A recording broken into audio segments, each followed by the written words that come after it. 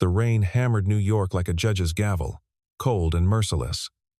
Times Square's LED screens flashed red warnings that cut through the downpour. Wanted. Liam Sterling. Corporate espionage. The man himself ran through the intersection, his tailored suit soaked black, his collar stained with blood. Behind him, two figures in dark rain jackets closed the distance, their radios crackling static commands. The crowd parted like water around a rock. Strangers looked at his face, recognized it from the screens, and turned away. A taxi slowed, the driver's eyes meeting Liam's through the windshield. Then the cab accelerated past. That was when the old sedan pulled up, tires hissing on wet asphalt. The passenger window rolled down. A young woman with rain-plastered hair leaned across the seat. "Get in," she said. Liam hesitated for half a heartbeat, glancing back at the closing shadows. Then he dove inside. The door slammed. Their breath fogged the windows as the car pulled into traffic, disappearing into the city's steel and glass arteries. 48 hours earlier, Liam Sterling had been untouchable. At 34, he ran Sterling Dynamics with surgical precision, a defense technology firm on the verge of securing a $10 billion satellite contract with the Pentagon. His corner office overlooked the Hudson, and his handshake could move markets. But beneath the expensive watches and strategic brilliance lived a boy who'd grown up in foster care, bouncing between homes that never wanted him long enough. Trust was a liability he'd learned to eliminate. Control was the only currency that mattered. He worked alone, trusted no one, and built an empire on that foundation of ice. Across town, in a neighborhood where streetlights flickered more than they glowed, Audrey Bennett was finishing her second shift. At 26, she worked mornings at a diner where truckers knew her name and evenings delivering packages in her father's old sedan, a car held together by duct tape and stubbornness. The money went straight to the hospital, installment payments on her mother's heart surgery. Louisa Bennett was 55 and tired, but she smiled when Audrey visited, never asking why her daughter's hands always smelled like grease and coffee. Audrey had learned something different than Liam in her years of struggle. She'd learned that the world turned on small kindnesses, that the people everyone else ignored were the ones who remembered when you needed help. Once, during a blizzard, a stranger had stopped to fix her car when it died on the highway. She'd never forgotten that moment of grace. It taught her a rule: help the ones everyone else abandons. The third player in this story wore $1,000 suits and a smile that never reached his eyes. Silas Cross ran Cross Meridian, Sterling Dynamics' primary competitor. At 47, he'd spent 2 decades climbing corporate ladders by stepping on the people below him. The satellite contract should have been his, would have been his, if not for Liam's breakthrough in guidance algorithms. Silas didn't take rejection well. He'd planted Marcus Webb, a junior systems engineer, inside Sterling Dynamics 6 months ago. Webb had been patient, careful, building access layer by layer. Now, with the contract days from signing, Silas activated his final move. Webb created a backdoor in Sterling's servers, then generated false access logs that made it look like Liam himself had opened classified files and transmitted them to an offshore account registered under the username Saint1911. The fabricated evidence was beautiful in its simplicity. Timestamps matched, biometric data aligned. Even the security cameras showed Liam's car in the parking garage at the right times, though anyone who looked closely would notice the shadows fell wrong for the supposed hour. But no one looked closely at first. The board called an emergency meeting. The Department of Defense sent investigators. Media outlets, tipped off by anonymous sources that traced back to Silas's publicity team, began running stories about the fallen CEO. By evening, Special Agent Henry Doyle signed a warrant for Liam's arrest. Henry was a good man trapped in a system that rewarded speed over accuracy. The evidence looked airtight. His superiors wanted a win. The cameras were already rolling. At 9:43 that night, federal vehicles surrounded Liam's car on the Queensboro Bridge. But someone had hacked the convoy's navigation system. The lead vehicle swerved, causing a pileup. In the confusion, an explosive charge, not on any official inventory, detonated near Liam's rear tire, meant to disable, not kill, but violent enough to shatter windows. Liam stumbled from the wreckage, a gash above his left eye bleeding into his vision.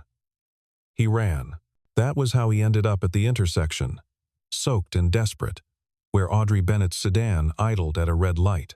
She'd been delivering medical supplies to a clinic in Queens, running late because traffic always snarled this time of night. She saw him in her peripheral vision first, a figure staggering between cars. Then she saw the screen. Then she saw his face. The law said one thing. Her gut said another. When their eyes met, she didn't see a criminal. She saw terror and exhaustion, the look of someone drowning. Her hand moved to the window control before her brain finished debating. Get in. The moment he collapsed into her passenger seat, a black SUV with no plates roared past, its spotlight sweeping the intersection. Audrey didn't hesitate. She yanked the wheel left, killed her headlights, and dove into an alley barely wide enough for her mirrors. The sedan's tires screamed. She hit the emergency brake, spinning the rear end around a dumpster, then accelerated out the far side into a delivery zone behind a shuttered restaurant. In the rearview mirror, the SUV's lights swept past the alley entrance and kept going. Liam pressed his palm against the cut above his eye, blood seeping between his fingers. "You're hurt," Audrey said, her voice steady despite her hammering heart. She reached into the glove box and pulled out a first aid kit, the kind construction workers carry. Hydrogen peroxide, gauze, medical tape. She'd learned to patch injuries from her mother, who'd worked as a nurse before the heart condition forced retirement. Liam winced as she cleaned the wound. "Thank you," he said, the words foreign on his tongue. How long since he'd needed anyone's help? They drove in silence for 10 minutes. Audrey taking random turns, doubling back, following routes she knew from years of delivery work. She pulled the SIM card from his phone and dropped it down a storm drain. His expensive watch went next, its GPS chip a beacon. "You have to do exactly what I say if you want to stay free," she told him. "I don't care who you are or what you did. Right now, you're just someone who needs to disappear." Liam, accustomed to giving orders, found himself nodding. They passed a gas station. Audrey paid cash for fuel, parked behind the building, and used the windshield wiper fluid to wash the blood off his collar. On the radio, the news cycle had picked up his story. Authorities seek former CEO Liam Sterling in connection with the largest defense data breach in a decade. Audrey glanced at him. "Did you do it?" Liam stared out the window. "No." She studied his profile for a long moment, then nodded. "I'm not judging right now. But if you're lying, you'd better tell me before I risk my mother's safety." He met her eyes. "I'm not lying." She put the car in gear. "Then we need to move." They found shelter in an abandoned mechanic's garage behind an old church, a place Audrey knew from her childhood. The priest had died 5 years ago, and the building sat waiting for demolition. She spread a moving blanket on the concrete floor. Liam, who'd slept on Egyptian cotton for a decade, lay down and felt every bone in his body ache. The adrenaline was fading, leaving behind exhaustion and a strange, unfamiliar vulnerability. "Why?" he asked into the darkness. "Why help me?" Audrey sat against the wall, knees pulled to her chest. "Because a whole city turning on someone overnight doesn't make sense. Rich people have lawyers and systems. You were running alone. That means either you're stupidly guilty or something's very wrong." She paused. "I'm betting on wrong." They talked in low voices, the kind of conversation that happens when fear strips away pretense. Liam told her about the contract, the algorithm, the rivalry with Silas. Audrey told him about her mother, the debt, the 2 jobs that barely kept them afloat. He noticed her necklace, a simple silver chain with a tiny compass charm, the kind sold at drugstores. She noticed his hands, callus-free, the hands of someone who'd never changed a tire or scrubbed a floor. "You've never had to ask for help," she observed. He shook his head. "Asking means depending. Depending means they can leave." She understood that language, the grammar of abandonment. "We're not so different," she said quietly. "You learn to never need anyone. I learned to never turn anyone away. Maybe we're both wrong." Outside, a car prowled past, slow and deliberate. Audrey pressed a finger to her lips, then carefully extinguished the cigarette butt someone had left near the entrance. grinding it out so the embers' glow wouldn't seep through the cracks. They held their breath. The car's headlights swept the garage door, paused, then moved on. When the sound faded, Liam exhaled. "If they catch you helping me, say I forced you." Audrey's eyes flashed. "I hate people who dump responsibility. I'm here because I chose to be. Don't take that away from me." At dawn, Liam used a payphone outside a 24-hour laundromat, coins Audrey provided from her delivery tips. He called Finn Harris, a systems engineer he'd worked with years ago, someone who'd been pushed out of Sterling Dynamics during a restructuring and still carried the bitterness of that betrayal. Finn answered on the fifth ring, his voice wary. Liam explained the situation in quick, technical terms. Finn listened, then sighed. "Man, I can't touch this. The logs they're showing on the news are perfect. Digital signatures. Access timestamps. Even camera footage. You're in those servers at 3 in the morning." Liam gripped the phone. "That's impossible. I was at a conference in Boston. Check the hotel records." "Already did," Finn said quietly. "You checked out early. Flight records show you back in New York by midnight. Someone's rebuilt your entire timeline. This isn't a hack, Liam. This is architecture." Liam felt the ground shift under him. Who has that kind of access? There was a long pause. Someone who's been inside your system for months. Someone patient. Audrey drove them to the house she shared with her mother, a small wood-frame structure near the East River, where the rent was cheap and the walls were thin. Louisa Bennett stood in the kitchen, her thin frame wrapped in a cardigan despite the summer heat. Her eyes sharp with the intelligence that illness hadn't dimmed. She recognized Liam from the television but didn't flinch. She'd seen too much of life to judge quickly. "You hungry, child?" she asked. And the question was directed at both of them. The meal was simple. Potato soup and bread that had gone stale, but tasted like comfort when dipped. Liam couldn't remember the last time someone had called him child. He found himself saying thank you 3 times. Awkward and earnest.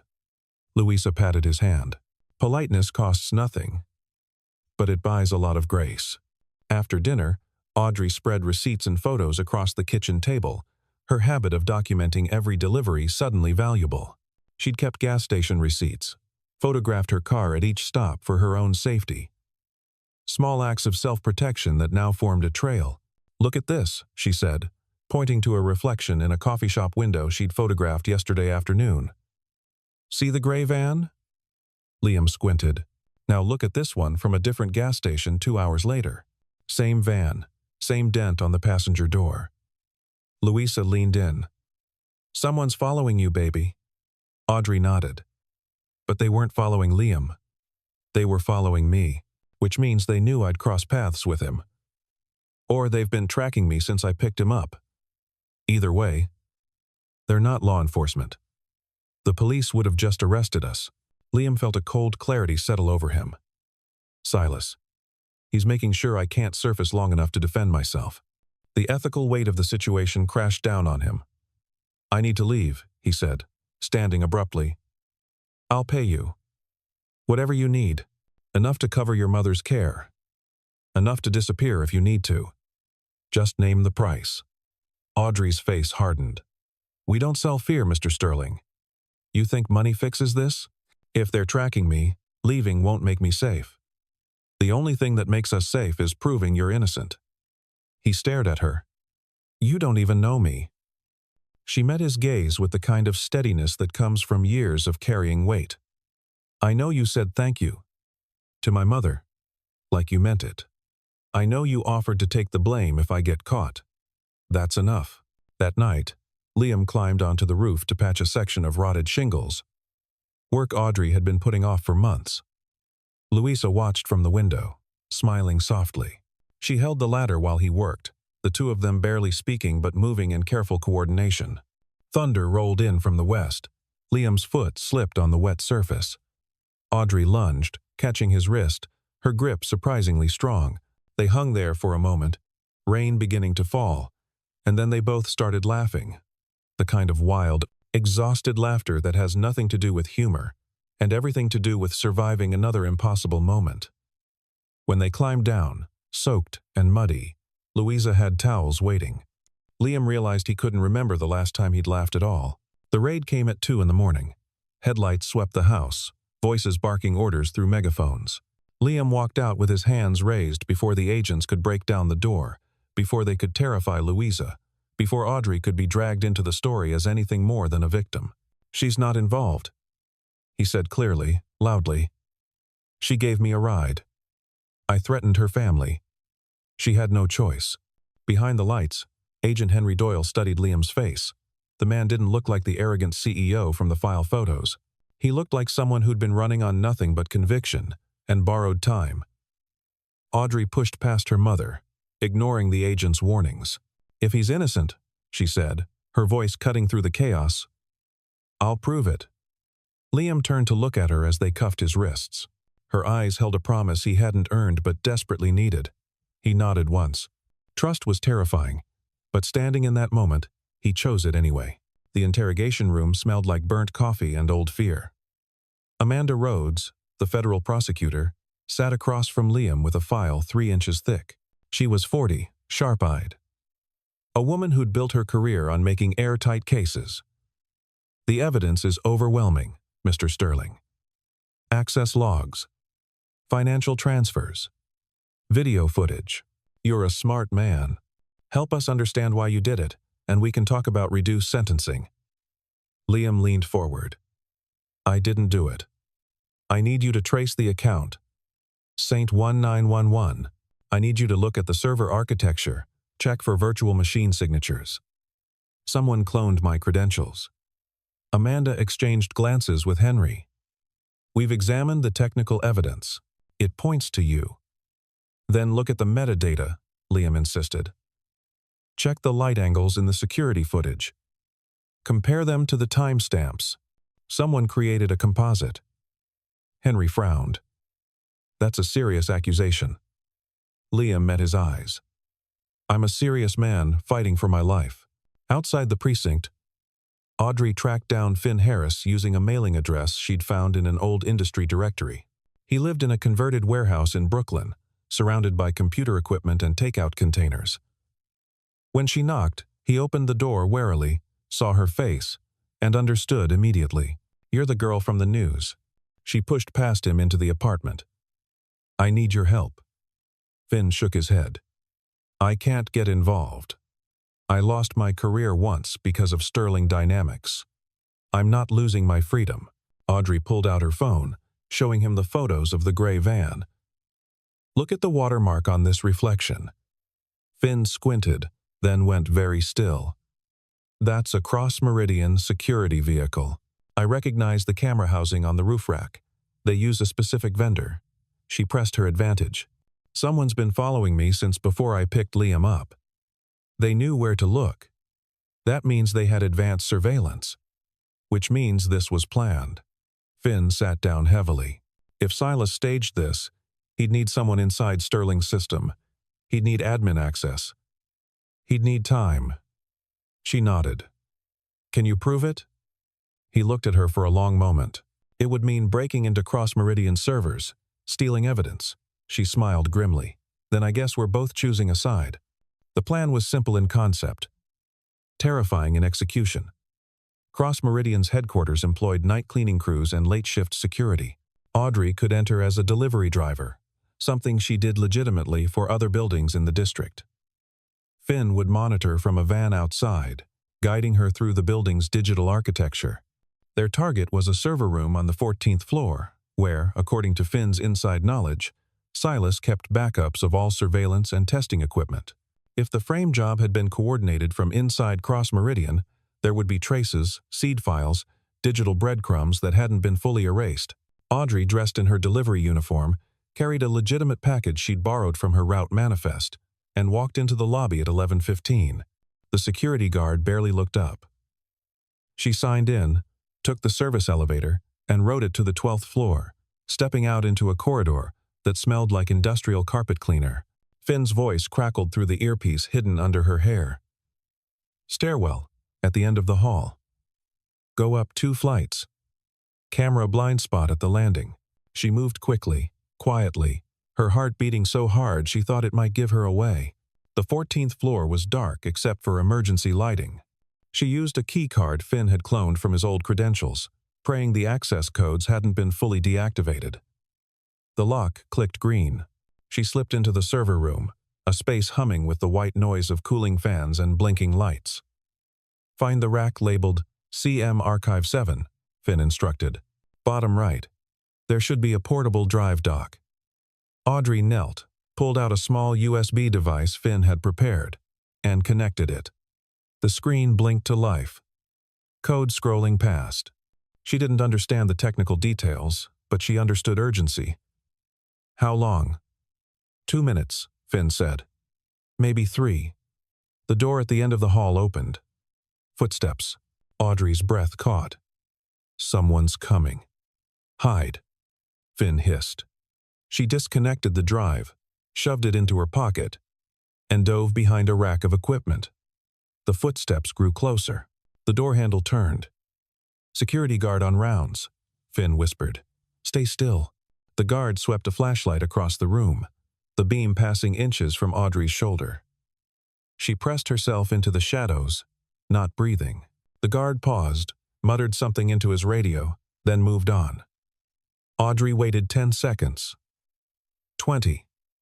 Then bolted for the stairwell. She triggered the fire alarm on her way out, a calculated chaos that sent the building into evacuation protocols.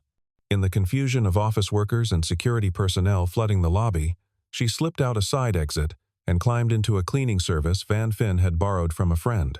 They drove 3 blocks before either of them spoke. Did you get it? Finn asked. She handed him the drive. He plugged it into his laptop, fingers flying across the keyboard. His expression shifted from concentration to shock, to grim satisfaction. Holy hell, he breathed. What? There's a virtual machine configured with a perfect clone of Liam's user profile. It's been running for 6 months, generating false access patterns, building a fake history. And look at this. He turned the screen. Payment logs for 2 contractors. Coded transactions linked to the account. Saint 1911. Audrey felt vindication and rage in equal measure. Can you prove it came from Cross Meridian? Finn nodded slowly. The seed file has a digital signature. It's not foolproof in court, but it's enough to force an investigation. We need to get this to someone who'll listen. Amanda Rhodes didn't want to listen. She'd already drafted her opening statement, prepared her witnesses, built her case. But Finn walked into her office with Audrey at his side, laid the laptop on her desk, and showed her the evidence with the methodical patience of someone who knew he was right. Look at the timestamp discrepancies, he said, pointing to lines of code. Look at the shadow analysis on the security footage. The sun angle is wrong by 15 degrees. That footage was composited. Someone took real images of Liam and spliced them into false timelines. Amanda leaned back, her professional skepticism at war with her obligation to truth. This is serious. If you're manufacturing evidence, we're not. Audrey interrupted. We're showing you that someone else did. Amanda studied them both. Then she picked up her phone. Henry, she said when the agent answered, we need to talk. Bring a warrant for Cross Meridian. The press conference happened 72 hours later. Amanda stood at a podium flanked by Henry and a cybersecurity expert from the FBI. New evidence has come to light that calls into question the charges against Liam Sterling. We are issuing a warrant for the seizure of Cross Meridian servers and opening an investigation into corporate espionage and evidence tampering. Silas Cross, watching from his office, felt the walls close in. He'd been so careful, so thorough, but he'd underestimated the people at the bottom, the delivery driver and the discarded engineer, the ones he'd never bothered to see as threats. Marcus Webb was arrested within hours, and under pressure, he folded, gave up the architecture of the frame, the payment trails, the coordination with Silas. By evening, federal agents walked Silas out of his building in handcuffs.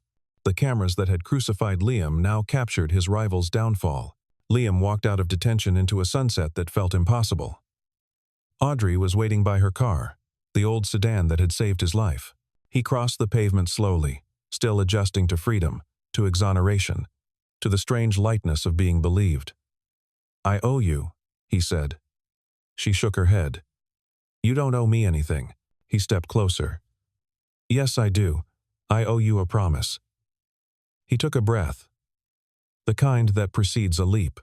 "I don't want to go back to the life I had. I don't want to be the man who trusts no one and wins alone. I want to be the kind of man who shows up when it's raining." She smiled. Tentative and real. Showing up doesn't mean giving orders. "I know," he said. "I'll learn." Over the next months, Liam restructured his life with the same precision he'd once applied to corporate strategy. He stepped back from sterling dynamics, appointing a new CEO while retaining a board seat. With his legal fees paid and his reputation restored, he established the Audrey Foundation, a nonprofit offering legal defense and technical support to individuals falsely accused through digital evidence. Finn became the technical director. Amanda joined as a legal advisor. Her faith in the system, restored by the case that almost broke it. Louisa volunteered as the office manager, her gentle presence reminding everyone what they were fighting for.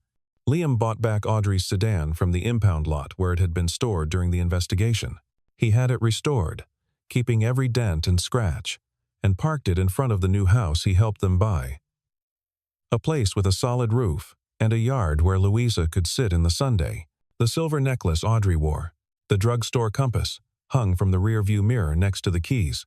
One evening, sitting on the porch as fireflies rose from the grass, Audrey asked him what he'd learned.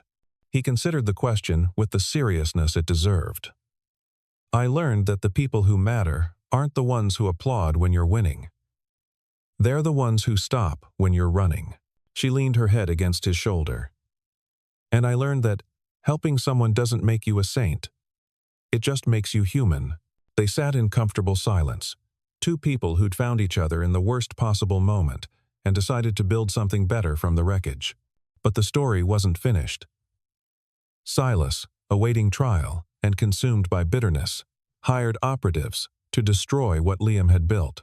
"If I'm going down," he told his remaining loyal allies, "I'm taking him with me." The attack came on a Thursday evening. The Foundation's new office, a converted warehouse in a revitalizing neighborhood, was hosting a community workshop when the fire alarms triggered. But it wasn't a drill. Someone had hacked the building's systems, locking the exits and filling the stairwells with smoke from incendiary devices placed in the ventilation shafts. Audrey was on the third floor, helping a client review documents when the lights cut out. She smelled smoke immediately, heard the panic rippling through the building. Liam was in the basement server room. He saw the alert on his screen, understood instantly that this was no accident, and ran. He found Audrey in a hallway choked with smoke, guiding people toward an emergency exit that wouldn't open. The control panel was flashing red, locked by remote access. Liam pulled out his phone, connecting to the building's network using backdoor credentials he'd insisted on keeping for exactly this kind of scenario. He overrode the lockdown, forced the exit doors open, but the smoke was thickening, and Audrey had stopped moving, overcome by fumes. He lifted her, feeling her weight against his chest, and carried her down the stairs. Glass shattered somewhere above them. Emergency lights flickered. He shielded her body with his own as burning debris fell, feeling the heat sear his back but not stopping, not hesitating. They burst out into the night air as fire trucks screamed around the corner. Paramedics rushed forward. Liam lowered Audrey onto a stretcher, his hands shaking for the first time in his life. "Stay with me," he said, gripping her hand.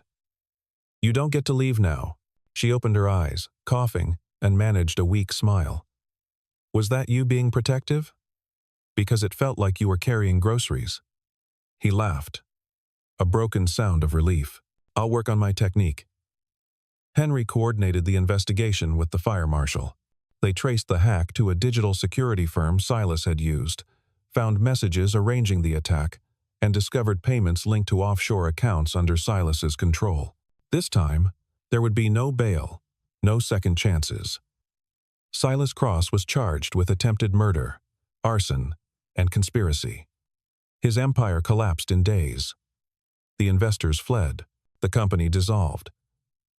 And Liam, watching the news from Audrey's hospital room, felt not triumph, but exhaustion. "How many times do we have to win before it's over?" he asked. Audrey squeezed his hand. "It's over, when we stop letting him take up space in our heads." She looked at him seriously. "You kept your promise.